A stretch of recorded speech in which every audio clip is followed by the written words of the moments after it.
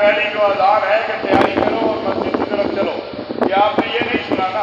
تو میرے پاس اتنا وقت یہاں نہیں ہوتا کہ میں پھر خصوص جو اختلافی مسائل ہیں آپ سے بھی میں گزارش کروں گا کہ ہم اس پہ نہیں جاتے.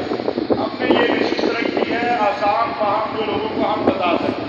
تو جزاک اللہ خیر، میں نے اس کے بعد ان کو بتا دیا کہ یہ ویک اپ کال ہے کہ ایک اذان اس لیے ہو رہی کہ تیاری کرو مسجد میں پہنچنا ہے، اور ایک اذان ہے کہ اب جماعت کی تیاری ہے. تو مہربانی، آپ نے پہلی بات سن لی، دوسری نہیں سنی، لیکن یہ چونکہ جس معاملے کے اندر الجھاؤ پیدا کرنے کی کوشش ہو میں اوائڈ کرتا ہوں اس کا جواب دیں. جزاک اللہ. السلام علیکم. آپ سے میں نے ایک بات کرنی تھی کہ اس لحاظ سے کہ آپ نے اپنی تقریر میں کہا کہ آپ نے جو ہے وزیر اعظم صاحب کو اور محمد بن سلمان صاحب کو خط لکھا جو حج کے بارے میں، لیکن اس وقت جو ہے آپ بیٹا سوال بتائیں. ہاں جی وہی پوچھنا ہے. تو اس وقت جہاد جو ہے ہم پہ زیادہ فرض ہوا ہے حج کی پرنسپل، تو حج آپ کو جہاد پہ زیادہ بات کرنی چاہیے بجائے کہ حج. میرا خیال ہے کہ جب جہاد کا وقت آئے گا تو انشاءاللہ میں تو عملی جہاد میں بھی شریک رہا ہوں، تو انشاءاللہ اللہ کی فضل و کرم اور احسان سے کوشش کریں گے صف اول میں کھڑے ہو جائیں. اور اس وقت حج کی بات ہے تو جو حج ایک فریضہ ہے اس کے اوپر بیٹا بات کرنی چاہیے.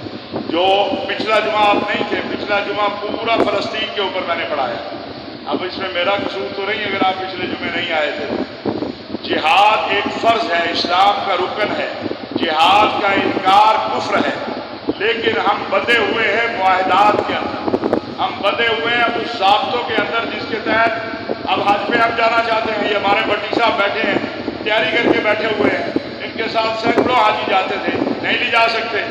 اگر یہ چلے جائیں آپ اور میں کئی بار یہ کہہ چکا ہوں، تکرار ہوتا ہے، میں اور آپ چلے جائیں پاسپورٹ پکڑیں اپنا، ویزا نہ لیں سعودیہ سے، یا اس چٹ پہ لکھ لیں کہ میں محمد طاہر بن محمد سلیمان، اب اپنا نام لکھیں اور سعودی ایئر لائن یا پی آئی اے جائیں گے جی ہمیں پکے لے جاؤ، لے جائے گا؟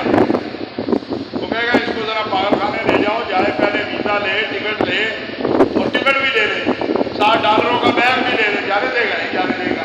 ایک ضابطہ ہے.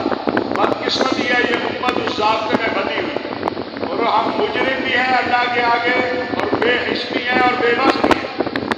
اگر آج اعلان جہاد ہو، راستے کھل جائے، تو میرا نہیں خیال کہ جس کے اندر تھوڑی سی بھی رمق ایمان کی ہے وہ یہاں بیٹھا رہے گا. وہ کہے گا میں فلسطینیوں کے لیے جانا چاہتا ہوں. لیکن جو امت ایک گندم کا دانہ اہل غزہ کو اسرائیل سے پوچھے بغیر نہیں پہنچا پا رہی، جس کے کئی ہزار کنٹینر خوراک کے وہ بدبو دینے لگ گئے ہیں کہ ہم غزہ میں داخل نہیں کر سکے، اس امت پہ آپ کہتے ہیں کہ یہ امت جو ہے، تو جو آپ کر سکتے ہیں. میں نے پورا پچھلا جمعہ اس پہ پڑھایا تھا کہ ہم کپسی اور کوک تو چھوڑنے کو تیار نہیں ہیں، نیسلے کا پانی چھوڑنے کو تیار نہیں ہے، لیکس کا ثابت چھوڑنے کو تیار نہیں ہے. وہ ایکسل صرف جس کا مالک کہتا ہے کہ جب تک جنگ جاری ہے میرا صرف جو ہے یہ فری میں اپنے صرف سے اسرائیلی فوجیوں کی وردیاں دوں گا. آج ذرا اپنے گھر جانا، یہ میں نے چند چیزیں گروائی ہیں، ذرا دیکھنا اس میں سے چائے کی پتی چھوڑنے کو آپ تیار نہیں ہیں. تو بھائی جو کر سکتے ہیں وہ تو کر لیں، یہ بھی جہاد ہے. جو روپیہ میں بھیج رہا ہوں یہاں پاکستان سے کئی بلین ڈالر جو ہے روزانہ کا جاتا ہے، جس میں سے اسٹیل ایک آپ کا اسلامی ملک ہے جس سے اسٹیل دیتا ہے اسرائیل، اسی سے گولی بناتا ہے، اسی سے تلوار بناتا ہے، اسی سے میزائل بناتا ہے. تو ہمیں جو کر سکتے ہیں ہم اس کے مکلف ہیں. لا یکلف اللہ نفسا الا وسعها.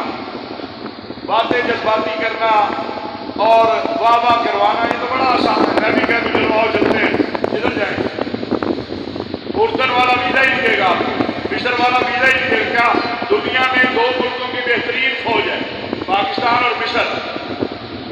ابھی جو ایک پلان بن رہا ہے کہ فلسطین کے لیے ایک فوج تیار کی جائے گی، آزاد فلسطینی ریاض، انہوں نے پاکستان اس میں شامل نہیں کیا. کیوں نہیں کیا؟ یہ بات کی باتیں میں نہیں کرتا ہوں، پھر جو ہے ہمارے دوست ناراض ہو جائیں گے. تو بھائی جو کر سکتے ہو، برگر چھوڑنے کو تیار نہیں ہو کہتے اسرائیل سے جا کے یاد کرنا ہے. آپ اپنی بات نہیں، بات اجتماعی ہوتی ہے. میں اپنی ذات کی بات نہیں کرتا، آپ نے چھوڑا ہوگا، لیکن ابھی آ جاؤ گاڑی میں ادھر ہی چلتے ہیں، دیکھ لو جانے لگی ہے کہ نہیں.